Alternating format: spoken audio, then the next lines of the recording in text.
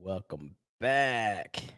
In the words of Tommy Davidson, did you miss me? No, I'm just kidding. So it's Thursday night. It's another sick podcast. Animal show. We got some things to talk about. The boys are inbound for Denver. It might be cold. It might not be. But are we ready? That's really what we want to know. But before all that, Sammy, go ahead and start me up. Turn up your volume. Because you're about to listen to The Sick Podcast. And Bill Show. Intercepted! Marlon Jackson! Marlon's got it! We're going to the Super Bowl! We're going to the Super Bowl! Marlon Jackson with the interception!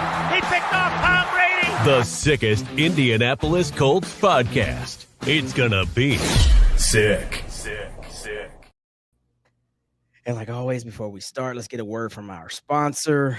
The NFL season is rolling along and the contenders are separating from the pack. The one thing that hasn't changed this season, DraftKings Sportsbook. The official sportsbook partner of the NFL is the number one place to bet touchdowns. We don't care how they get them. We want to bet on touchdowns, and DraftKings is the place to do it. Here's a reason for the new customers to do a touchdown dance of their own. Bet $5 to get $150 in bonus bets. You win. That was weird. Hey, Sammy, I'm missing some stuff.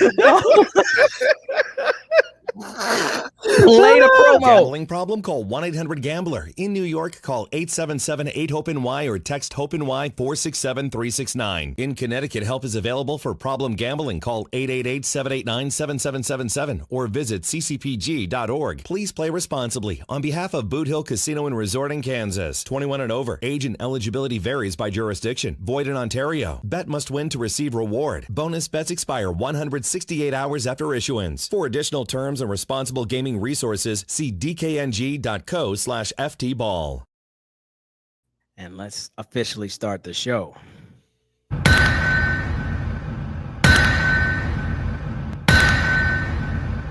That is the sound of your anvil, and that means the Sick Podcast Anvil Show is officially live. Who is the FNG? That'll be me.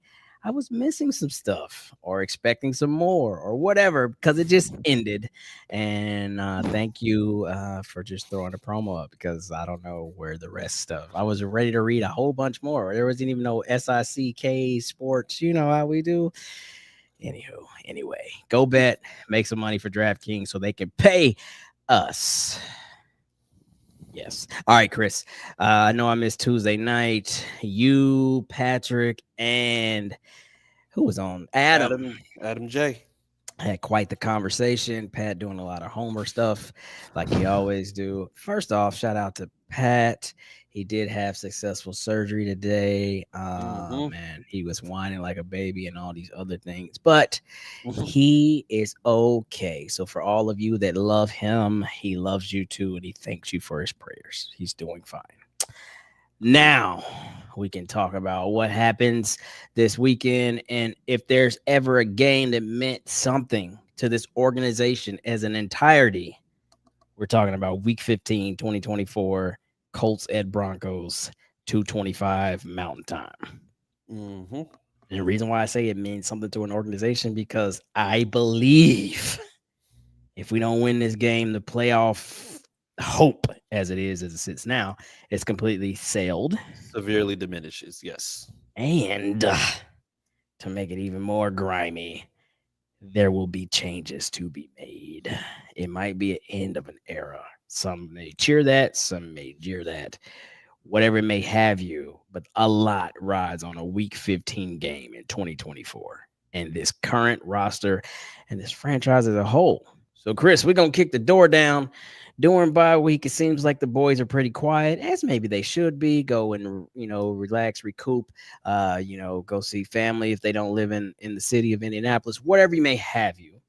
Just get healthy and get rejuvenated, refreshed, because we were one of the unlucky ones that had the last bye week of the season. Yeah. Which is nonsense. It's crazy work. So, how are you feeling? We hear some injury updates. Good stuff. Kelly potentially back. Jalen Carlisle potentially back. Josh Downs back to practice. some good news, some wins for a beat up team. So I'm gonna Mhm. kick it to you now, buddy. Tell me how we feeling marching into Mile High this weekend. Um. All right. Well, I've been keeping it controversial, but I'm going to keep it controversial now. I like having Carlisle back because he's the best linebacker that we have. Um. What up, I want boys?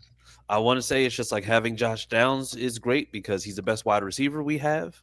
I mean, we get Bortolini back, we get Ryan Kelly back, and Braden Smith is still out dealing with. They said his personal matters. Not sure what it is, but hopefully it's nothing too crazy, and hopefully everything works out for him. But I mean, honestly, this is the most optimistic I've been about people coming off an injury report in a while. Like I said, Carly's coming back. He's Facts. probably the best linebacker that we have, and he actually can play in coverage, so that's a great thing. So I mean, I like that. I like the fact that he'll be back. So the prospect of that alone is, yeah, I feel really good about that in particular. But I don't want to be that guy, but I'm gonna have to. What does that I mean? don't want to be. I don't want to be that guy, but I'm gonna You have wanna be to. that guy? So right now, because the thing is, we talked about it on Tuesday. We talked about the fact that I asked Patrick, plain and simple, Mm-mm. and Homer. I asked Adam also. I was like, "Is this team a playoff team?" Mm. And resoundingly enough, I believe Patrick even Patrick answered. He said it's no, Oh, because the thing is this is a you playoff. know where I am with it. Yeah. You know where I am with it. I got see. Because I don't know, but okay. Yeah. I wasn't in that conversation. But no, but the thing is, I think it's only because of the fact that we don't control our own destiny. Okay. We're basically at the whims of all these other teams. Because the problem is that if we win in Denver, and a matter of fact, if we don't win out, this whole playoff push is done for. Dead in the water.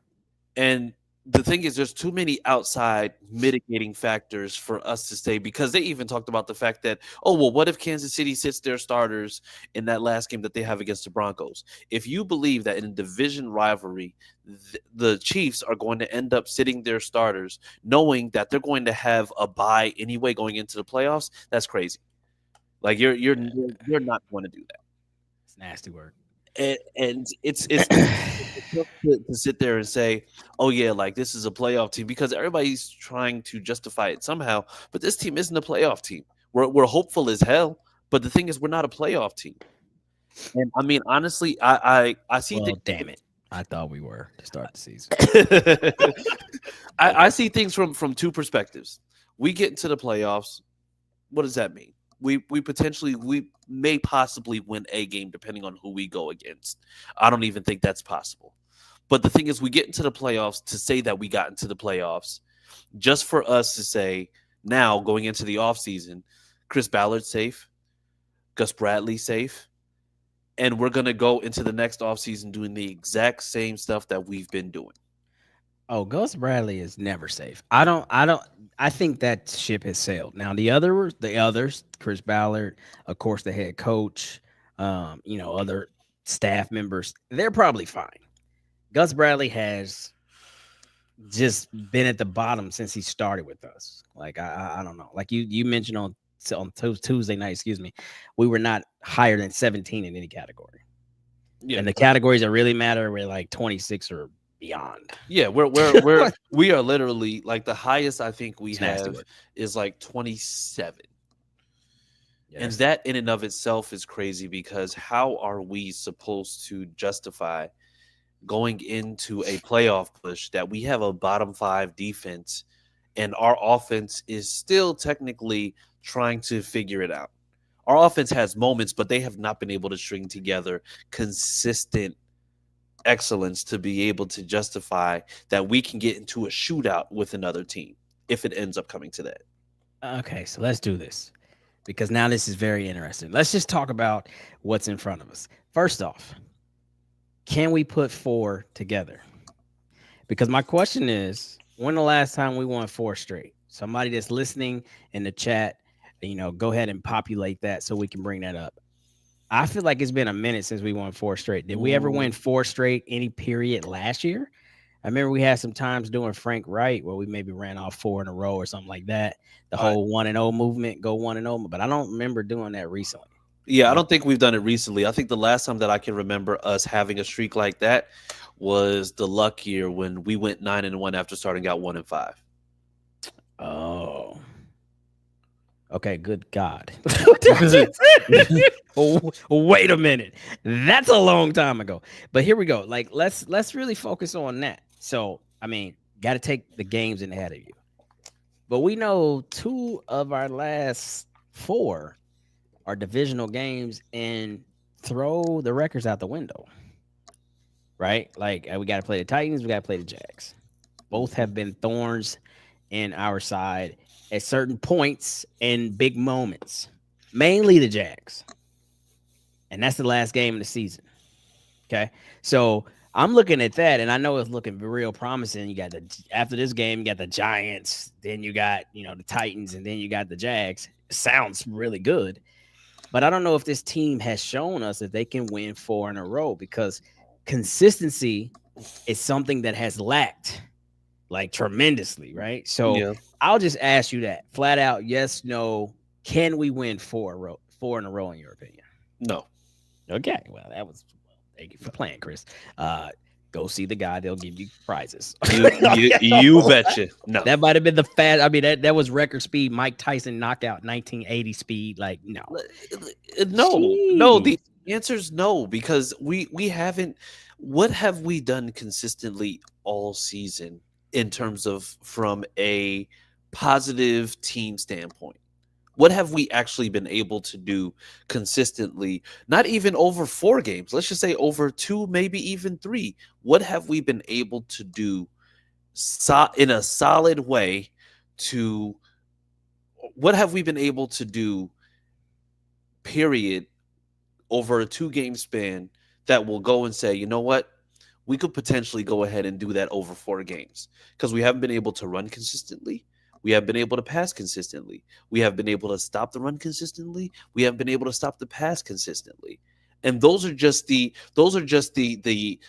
basic aspects of the game. Yeah, not rushing the QB consistently. Hell, I mean, you can go. Yeah, you're right. You can go to every position group, every part, every phase. There's not anything that we've done like, hey, at least we could fall on this, right? Like, we don't have this going for us, but at least we could fall back on. We don't have that, and that in itself is quite concerning. And I would say this next question: you said we can't win 4 in a row, and you kind of prefaced your whole point on a lot of people. If we make it, it's more so like, what does it really mean, right? So I want to stick on that lane for a second. So, do the fans need playoffs to validate their fandom more than the team needs playoffs to validate this roster? That's where I am with this thing. Think about that. Like, are they not 2 sides of the same coin?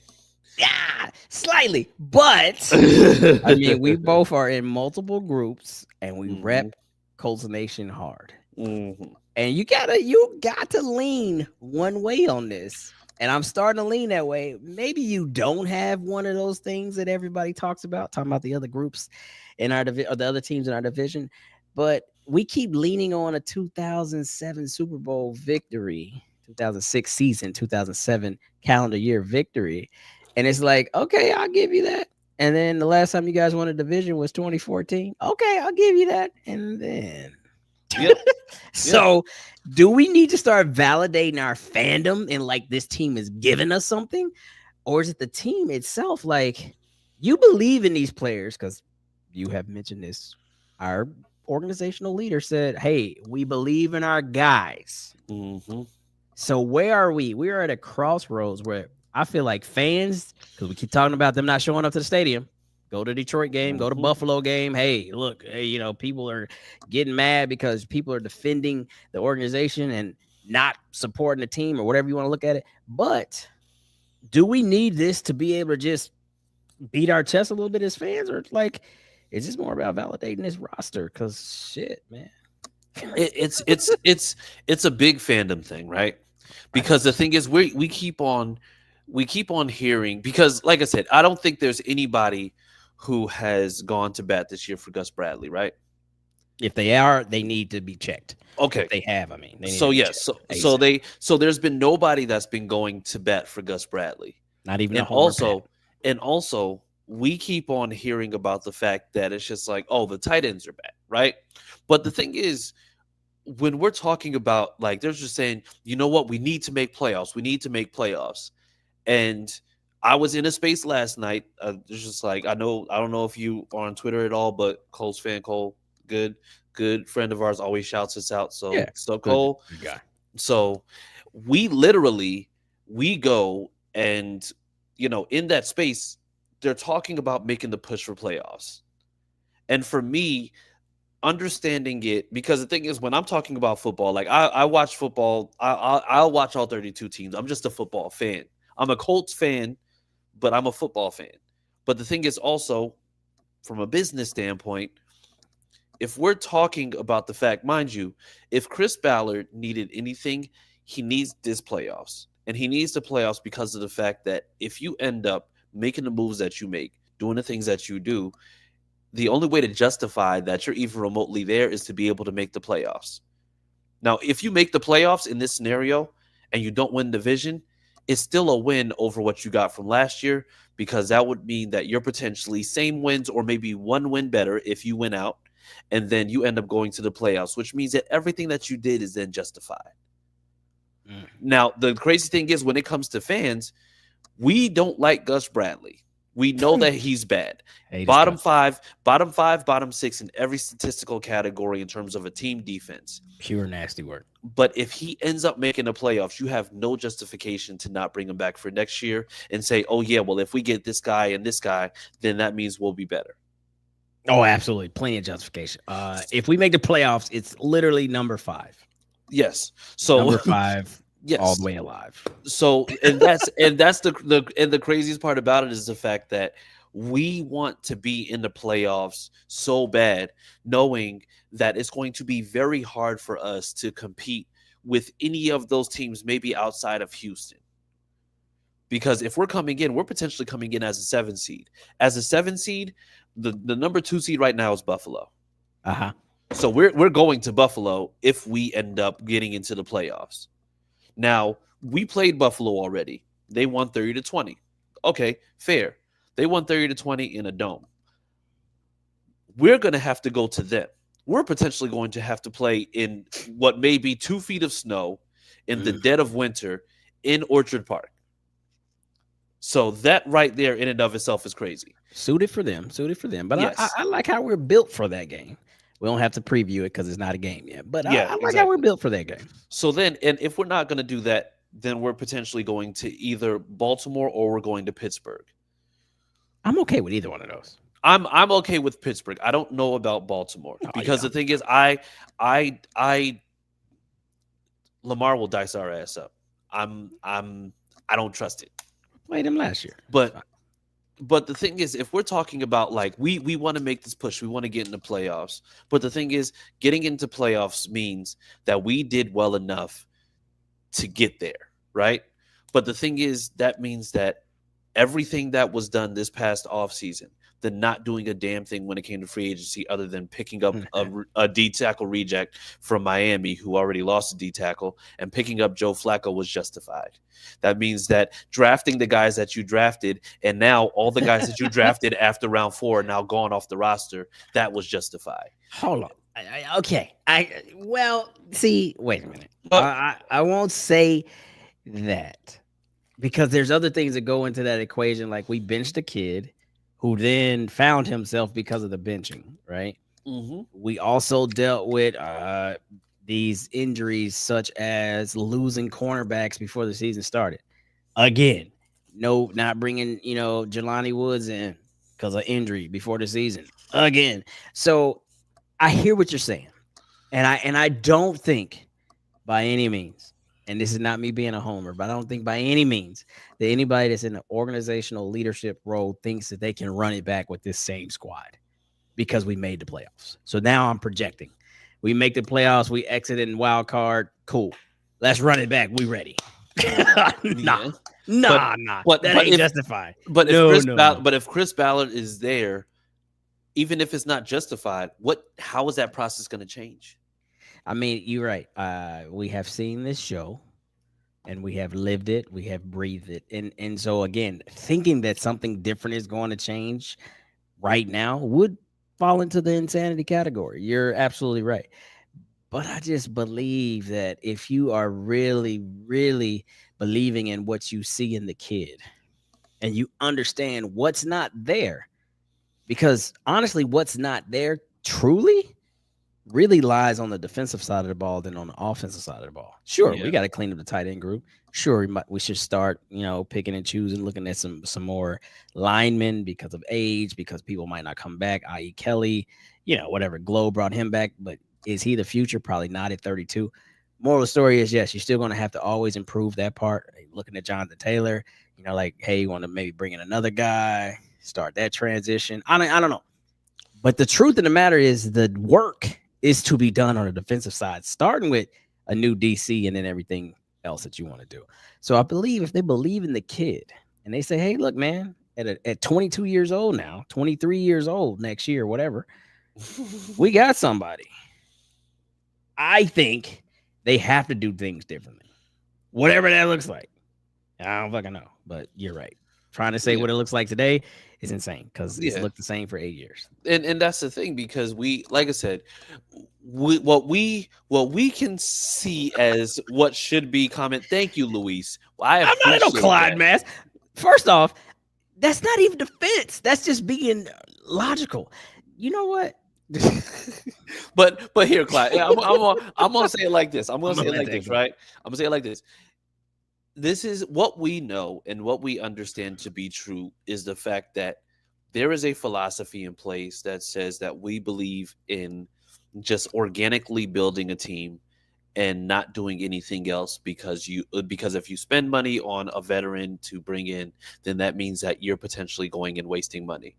But if you're not doing anything else other than drafting, which right now you're keeping less than 60% of the draft picks that you get, because that's what's been done. That's what we can go ahead and we can attest to. Jalen Simpson was just signed on Tuesday. That means that Micah Abraham, Jalen Simpson, Jonah Alualu, all gone. Those were our last 3 picks out of the 7 that we picked, 7 or 8 that we picked. Yeah. So if we're talking about how the consistency of what we're doing goes right now, we keep on completely missing on these draft picks from the person who keeps on saying, I love these draft picks. I don't even think we're missing. I think we're really finding out what these 5 through 7 really look like in the NFL. They're special teamers or supreme lucky finds that become something that you can't even imagine, or they're out the NFL. There's no way to rate 5 through 7. Like that's it's no way to rate. It's no way to rate 5 through 7. But the thing is, you're by not doing anything in regards to potentially supplementing those positions in, let's just say, like a free agency model. And I'm not saying that you need to sign the top cornerback or the top linebacker or the top D lineman in free agency. I'm saying there are guys who have experience, who are serviceable, that you can bring in that you know for a fact will be able to fit your particular scheme. And you're completely missing out on that because you're saying we have a price and that's what it is. Because we have a price. Mind you, Justin Simmons had a price, and Justin Simmons' price was $8 million a year. And was he not worth that $8 million a year? I don't think so. He would potentially be getting paid less per year than Zaire Franklin is, and being more established in his position group than Zaire is in his. Okay, swing and go for the home run with that take. I mean, I don't know, how has he been playing in Atlanta? Like, I don't follow. He's been playing well. It's just Kirk Cousins he throws accurate passes to the other people to DBs. Yeah, so that's what that is. All right, so then let's look at that. So we've talked about the fan versus the team. Who needs to win it more? Can we make the playoffs? Can we win 4 in a row? I guess this is my next question, and maybe it falls into all of these same categories that we already discussed. But honestly, I think so. Let me give this. I think that to your point, there was something that was supposed to happen organically that would have put us in a position. I don't know how long Chris Ballard gave himself, but maybe gave himself 4 to 5 years. I've drafted well, and now this team is ready. Now I can go cherry pick some of these top name free agents because you know what? I got all the young pieces in place and they're ready to run. But injuries have just derailed that completely. I mean, you can look at my favorite guy, one of my favorite guys not being on the team no more, Shaq Leonard. So I guess my question is, so now what? Because you don't have another 8 years to build, right? Like, I don't care. At some point, this will come to an end if there's no success rate, no matter how big of a bond that they have. So now what is, there has to be a changing of the guard, right? Like we have tons of cap money that you have talked about. Mm-hmm. And to me, the picks are getting more watered down because of what's happening in college football. Yep. So once you get out of that top 15 to 20, I mean, you might as well give the entire bag to your scouts because they're finding kids at that point. Yeah. You got kids that are still playing college football because they're afraid to go do life because they're not talented enough. You got people that are fighting for their 7th year eligibility. What does that mean? And then you have so much talent placed on this person, they come out too soon and then they fizzle out, and then you got whatever's left in the middle. So the question is, so now what? Like, Quentin Nelson's old, JT's getting old. All the stars, DeForest Buckner's over 30. When we brought him in, he was like 26, 25, something like that. Are we on a rebuild and we just now found a quarterback? That can't be the real life, right? No, that is what's going on right now. Have you not been here? Have you not been here? We're in a rebuild? We have been rebuilding for years. Okay. And the way that we can say, because if we really want to break it down, and I don't want to so for trauma purposes, if it's tough for you to go ahead and revisit, because we're going to be revisiting a certain somebody we don't like to talk about. Will you get Omaha? But let me just say, yeah, I probably will. R and G. Oh no, absolutely not. No. Oh, okay. No. So the thing is, Chris Ballard when Chris Ballard lost his generational QB in his second year, A&L. He had the opportunity to have maybe 2 seasons to be able to right the ship after that because of how unexpected it was. But the thing is, the issue then became that instead of it being something where it just seems like he's like, all right, yeah, we can do this, it became a slow burn with getting quarterbacks that we knew were over the hill. Like Phillip Rivers was a 1-year placeholder. That's the only way that you speak about that. Carson Wentz, that was an excuse. Carson Wentz was an excuse because I would have gave Phillip a 2nd year. Honestly, no, absolutely, I think so too. But the thing is, once again, by then it's just like it was clear that was the case. But the thing is, we're talking about Carson Wentz. Carson Wentz, he was referred to for the MVP season that he had 3 to 4 years prior. Yeah, but which he didn't win MVP. But the crazy thing is, we said that and completely ignored the fact that the year before he had statistically the worst season that he could possibly have. But he actually wasn't bad for us. 26 and 7. He wasn't bad. 60%. But the thing is, he had Carson Wentz-esque moments where he was an agent of chaos, and he absolutely just went and just was not exactly what he needed to be. So that experiment was unjustified, and we lost the 1st round pick in that too. Yeah, because the amount of time he played. Yes. And so on top of that, you still don't have your answer. So then what do? Instead of you going and potentially saying, you know what, because like I said, you go for Matt Stafford. If Detroit is asking for a first round pick that year and a first round pick the following year, you give them that. Because ultimately, that first round pick ended up being what you gave to Philly anyway for Carson Wentz, who's only there for a year. And the other first round pick ends up being Kwity Paye. You know what? He's a Michigan man. You're not going to do that. No, I'm going to do that. We're gonna talk about. Oh, by the way, I don't know if anybody's an Ohio State fan in here, but I'm going to tell you that lawmaker that tried to make flag planting illegal. What a bonehead! Yeah, that is as Kobe would say, soft. Yeah, soft. Yes, but back to business. So the thing is, Chris Ballard has had the opportunity to remedy the situation. And we knew that as soon as he says, my clock doesn't start until I draft a QB, we knew that he was aware of what that situation was. Okay, so fair enough. We got the background. But now what? No way we're about to rebuild, Chris. No. And we got a QB. No. Because this is bottom has fallen out. We don't make the playoffs. So we don't make the playoffs. And now it's, I don't know, when is it official first day? February 8th, whenever the Super Bowl is over. So no, it's that first week after. Well, now what are we doing? Technically, no, because the thing is, the days, so those start officially for us as soon as the playoffs start. Because the thing is, you're not able to tamper with coaches who are in the playoffs because of that rule. But if there's a coaching prospect that you like, and let's just say they were on a team that just missed the playoffs, but statistically they checked off all those boxes for you, you can go and talk to them.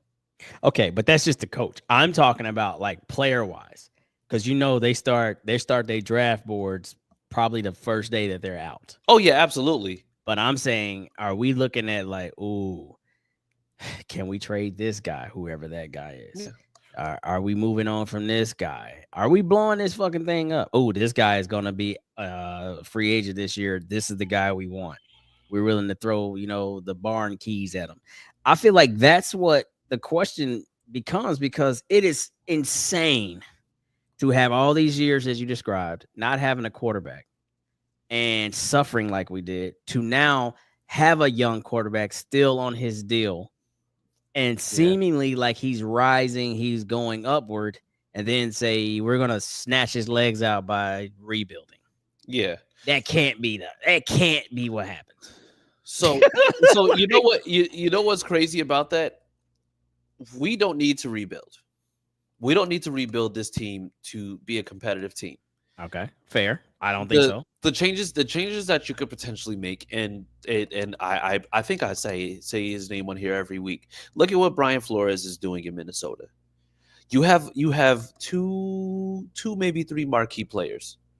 You got Harrison Smith. You picked up Stephen Gilmore in free agency, and then and on top of that, you don't really have anybody that stands out. But what you did was you get Jonathan, I think Greenard. You get Greenard. You drafted an edge in Dallas Turner, who's been added this season. But the thing is, you come up with a defensive philosophy that makes it so that you have to blitz and you have to show these different fronts. But the thing is, he's been able to put together a defense that doesn't have all these household names and all these guys. He got guys that he knows are going to be able to get to the passer. He got guys who will be able to cover space with speed, and he got these guys who are going to be able to disguise coverages and play the role exactly how they're supposed to. You get somebody that has defensive philosophy, you'll truly be able to see exactly what you have. Now, there are guys on this defense who probably wouldn't make the cut, but how do you supplement that? You supplement that by making sure that you're hitting every single phase in the offseason. You supplement that by hitting free agency. You don't have to get the top guy in free agency. You can go ahead and get maybe a day two guy that you'll have to pay 3 years for $25 to $27 million. $8 to $9 million a year is not going to hit anything, especially when we generally have 30 to $40 million after free agency is done anyway. But definitely not day 15 guys. Yeah, definitely not day 15, because by day 15, you know what we're dealing with. You know what you did? But But isn't he tried to do that though? I get it. I've no, heard this a bunch of different no, times. No, no. because I'm taking the philosophy that you said when you's like, okay, you have these guys, maybe like a no-name defense, a couple marquee players here and there, which we have, and then you want it to work. I mean, it's the Billy Bean philosophy from baseball, right? Like, I'm going to build a roster without breaking the bank. And these guys are going to win, and everybody's going to do their job all the way down to the statistical algorithm that I, basically utilize to get this player. And I'm going to look like a genius. And I feel like in a lot of ways, Chris Ballard has tried to implement that philosophy, which he struggled with. Because, bro, look at it. Was it last year or 2 years ago? We had the most Pro Bowlers in the league and didn't make the playoffs. That doesn't even make sense. That's like some kind of like double negative. Like, wait, what? Like, we sent like 9 dudes to the Pro Bowl. Yeah. And we didn't make the playoffs? Like, huh? So it's like the guys don't stink. But like, so what's happening? Like, why is this not working? It's a scheme issue. Yeah. As much as it is, it's also on personnel. Yeah. Because the thing is, we keep on elevating depth to starter levels when the depth should just stay the depth. Especially when it's 4 to 7 range. Yes. Like starting 2. Just think about this, bro. Starting Zaire Franklin's a 7th rounder. I think EJ Speed was a 5th or 6th. And those are your primary linebackers. We have a starting corner that's a 7th rounder, Jalen Jones. Last year, we had a starting in Rodney, what's his name? 25. Oh, Rodney Thomas. Rodney Thomas. He was like a 7th rounder. He was a starter last year. Like, the amount of you might not make most NFL teams players that we have starting in marquee positions is mind-blowing. Yep. I've never seen anything like if I'm playing a season in Madden, like my defense is 33. Fuck 32. They're 33. They just gonna put another ghost in and like you're worse than them. Like, because you can't win with stuff like this. You cannot win with stuff like this. And so I don't know how this has continually worked in our favor for this long. Because it hasn't. No. Well, when I say worked, I'm saying like everybody's in the room nodding their head like, yeah, this guy can do that. But what we're asking is he's able to do that. I don't know about that. Yeah, but that's the issue that you have with that mindset though, because the thing is, we talk about it frequently. If you, or let's just say for example, if I go to a garage sale and I see a 60-inch TV and they're selling it for $1, it's broken. I'm gonna buy that TV. And I'm gonna buy that TV.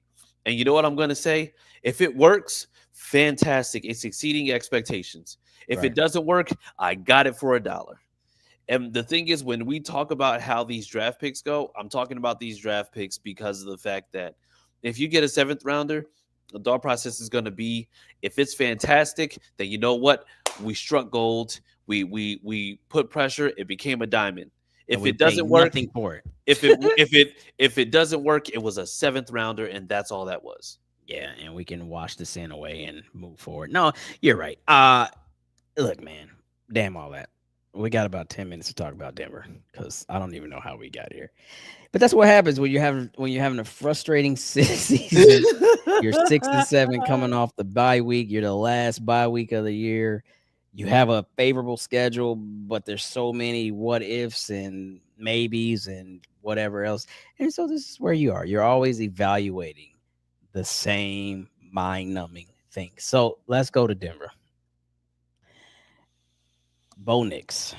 I mean, 3 weeks ago, everybody was like, who's Jaden Daniels? This is the MVP. I mean, this is the rookie of the year, if you will.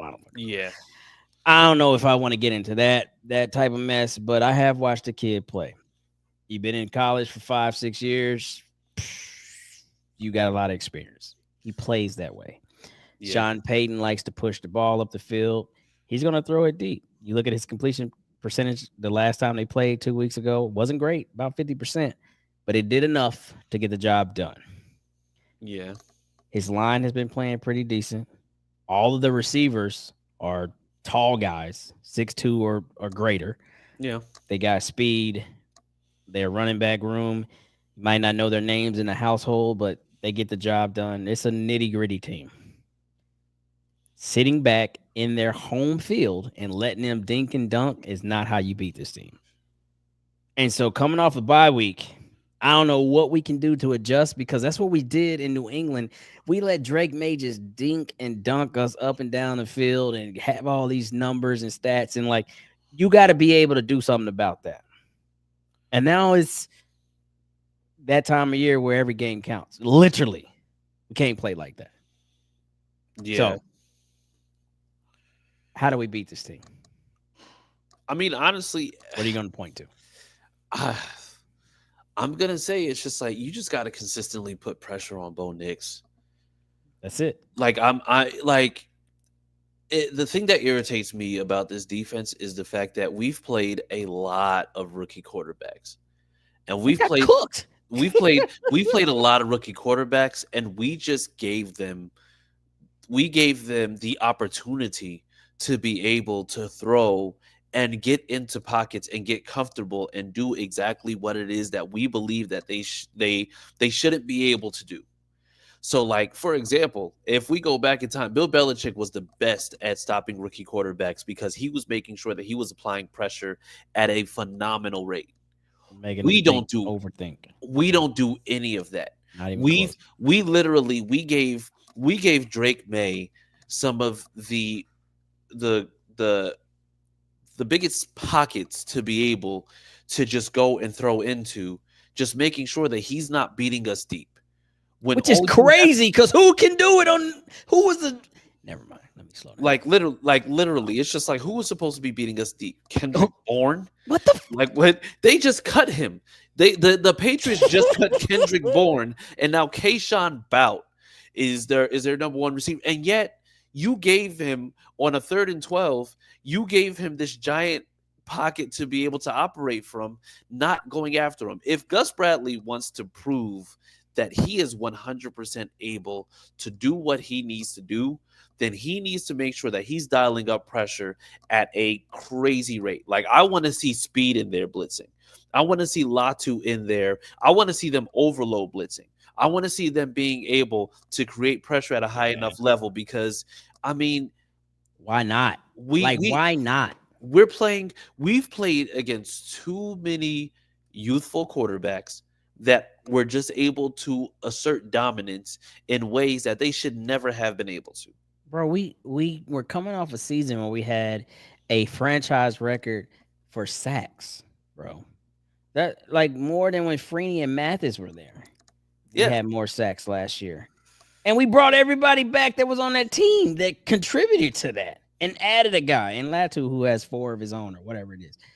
Why are we not bringing pressure? Well, Nate Ollie's not here anymore. We got Charlie Partridge for whatever reason. All right, man. Whatever. I don't know. Yeah, I don't. Okay. Yeah. So I agree with that. We can say check. Pressure is the key to this game because you're right. We've got cooked by too many kids that are still learning the game. And it's like, well, what's the point of playing on Sunday? Because this is practice for these kids. Like Caleb Williams throwing for his career high. That was practice. Drake May, same thing. Give me a 302. Practice. Like, what are we doing, bro? Yeah. I'm not doing this. Okay, moving on. Offensive side of the ball. Is it more important to have a great passing game this game or a great running game going up against a pretty solid Denver defense? Running game. Because the run is going to establish that if JT can go and pop off, 4 or 5 yards a clip, you have people who are then going to have to cheat up a little bit. And when they start cheating up, you're either going to open up the opportunity for AR to get loose with his legs or for the wide receivers to have opportunities to just go deep.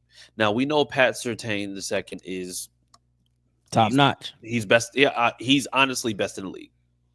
Fair. So you want to be able to attack in other spots, maybe outside of Pat Surtain II. Oh, like tight ends. Who are they? Are you trying to make me sad? I'm just saying. You're right. I'm a contract. You're trying to make me sad. I'm going to combat you here because I think it's for this offensive receiving core to include the tight ends. Who are they? I think it's more important to establish the pass game. Because yes, it is that time of year. It's time to run. Cold weather. I get it. Blah, blah, blah. That is the formula for December football. But this receiving group, outside of some spectacular plays here and there, hasn't shown much consistency. And if we're going to do anything like win 4 games in a row, we're going to have to be able to pass the ball too. AR can't keep having 106 yards passing, bro, and we win a game. Because at first, a lot of that was on his inaccuracies. Now it's more so like, are we getting separation? Are receivers catching the ball? Are people in the right space? You can name a number of different things that has nothing to do with him particular. Yes, he's the one delivering the football, but he's putting it where it needs to be. Effort. Yeah. A.D. Mitchell, hey, man, I put it right over your shoulder. I dropped it in there. Instead of you going to attack the ball, you trying to just wait on it to lay in your lap, and then the guy knocks your arm out the way you drop the ball. Like that type of mentality. We love Reggie Wayne. We know what type of player he was. We see what type of coach he can be and what kind of coach he is now. But he's not getting the best out of his group. And whoever coaches the tight ends, who the fuck is that? I don't even know on our roster. Is getting nothing from his. I don't know why this guy's getting a paycheck. Yeah, because why are you even getting a check? So let's just lay that there. So again, I think it's better. I know better. I think it's more important to establish the passing game, though that goes against all, truth in December football, mile high. But I think it's going to be a decent weathered game. I think the temps for Sunday look like something like mid 50s. It's a 2:00 kickoff, so a 4:00 East Coast kickoff. It's not going to be bad. At first, the weather was trending kind of shitty. At the beginning of the week, it was snow, cold, all that. It's not anymore. So I think that's good. Yeah. All right, before we go do homage and all these other people, and we got to do scores because last week we didn't do that, or the week before we didn't do that. So let's go score predictions here. It's time for Sick Picks. Brought to you by DraftKings. The crown is yours. All right, Sick Picks. Yeah, we'll sick pick and score pick too. Yes. Got ahead of ourselves. So we had two. We actually had 2. Kenny Moore anytime pick. That was insane. I don't what? I mean, just what the fuck? I don't know. Call an audible on that one. Anyway, what's the other one? Colts. Somebody said Colts need to get Kyle Pitts this offseason. Jimmy, if you can bring that, or Sammy, if you can bring that up. And then the other one was A.D. Mitchell anytime TD. Yeah, no. Bruh. Hey, I would not. So listen, man, I have Kyle Pitts in 2 leagues, and he is absolutely not doing the job. And I won't even say it's his fault, but he's not doing the job on the Falcons. But he does give you that unique perspective, i.e., what we thought we had in Will Mallory. And I'm speaking past tense because I haven't seen shit. But he gives you that receiver that looks like a tight end, and let's, get jiggy with it. So, yeah, I wouldn't be mad at that because it's like putting another receiver, inside. Now, how he blocks and all that, I couldn't tell you. I don't watch enough football. Or I'm sorry, I don't watch enough Atlanta football to be able to tell you that. But would he have played with AR at Florida or no? Was that before? No, that's before. Before. Okay, my bad. Anyway. Yeah, it's before. But, I mean, AR left is what? AR left. AR was there for 3 years. 3 years. So I mean, they at least threw some passes to one another in some because type of capacity. Pitts was drafted when? Like 3 years ago. Yeah, no, was he? Yeah, but the thing also was that AR wasn't a starter at that particular time. No, he wasn't a starter. I'm just saying, like they probably know each other just some kind of way. Probably, yeah, maybe. Anyway, who cares? All right, so those 2 sick picks, Chris brought them to you, and Pat had something to do with one of them. So good luck. I would not set my DraftKings sheet to either one of them. That's just my speaking. All right, man, let's go score predictions before you do homage, because I don't know what the fuck y'all was doing on sick picks on Tuesday. But anyway, what you got for a score prediction before we do homage? You know what? I say this, and I say this with all due respect and clarity of mind. I have a feeling this will be an absolute barn burner. Oh. That we end up losing 24-21. Oh. Going with the Clyde method. Pick the other squad, hoping for the best. I'm not going to do that this week. I feel like we come off the bye week, we're recharged. You're going to see a new team out there. I'm sounding like Pat. I know who cares. Somebody's got to hold him down. Colts 23-17. That's probably a bunch of horseshit. Now, a word from homage, Chris. Homage specializes in ultra comfy, high quality looks, repping sports, pop culture, and more legendary moments. Learn more about Homage with the link in the description. Yes, go there, buy your Homage stuff. Very comfortable. I'm going to be honest. I'm going to say apparently very comfortable because I don't have anything from Homage. But you know what? This Christmas season, I'm hoping that, somebody in my life will just go ahead and just make sure that they just buy it for me. Not necessarily a shameless plug, just saying, it's just like, I wear a size large, so do what you got to do. But yeah, Homage, all that good stuff. Make sure that you check them out. Neither do I. Also don't have anything ultra comfy from them. So you can also add me to the list or whenever they bring back the starter jacket. Please play that Jesus Christ. You want that? Why you want Jesus Christ? What do you do? You need it. Jesus Christ. You need All right, Chris, where can they find you, big dog? They can find me at CJ Colts fan on Twitter. Chris Jacks 24, CHRISJAX 24 on wherever else. And then, also find me on Facebook. If you can find me on there, then you know what? Add me. That means that you took the time. We can be friends. If you don't, then it's just never going to happen. So that's fantastic too. But you're buried on there is what you're saying. Yes, for the most part. Okay. And you can find me at Colts Clyde on the X. Chris refuses to call it that. Last but not least. Cassius, I'm calling Cassius. Yeah. That too. Last but not least, okay. How do I want to say this? It's been so long since we've had something positive to really talk about when we talk about us as a fan base. So let's not go team bashing on Sunday. If you're watching and you're tuned in and it's been 2 weeks now, you didn't get to watch the Colts last week. Let's not go team bashing if it doesn't go like it needs to go, because I have never in my probably 35 years of being a Colts fan been amongst this much tumultuous activity. There's just a lot of angst within the fan base. So I'll say this, stay positive, guys. All right, root for your team. That's all I got. That sounds kind of sad. Kind of really sad. Chris, are you okay over there?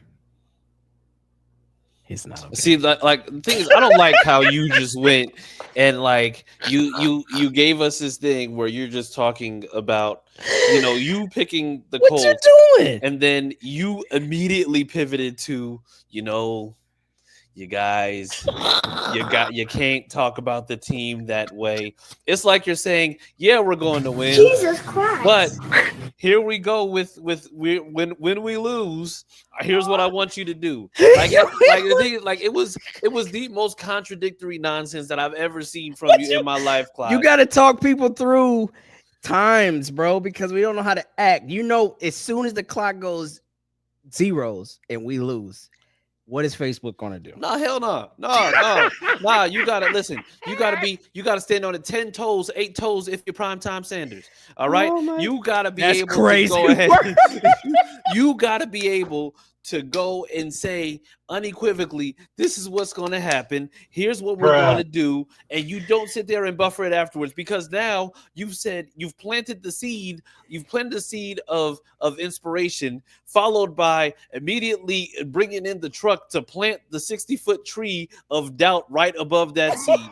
You have literally undone all the work and all the progress that you did just so that you can sit there and say, hey guys, we're going to win. Okay, you know what? But in the likelihood that we don't, here's how you're going to counsel yourselves through that moment. Here we go. In the words of Gimli from Lord of the Rings, to the gates! If we lose, Sammy, take us home. And that's a wrap. Hope you don't miss us too much until next time.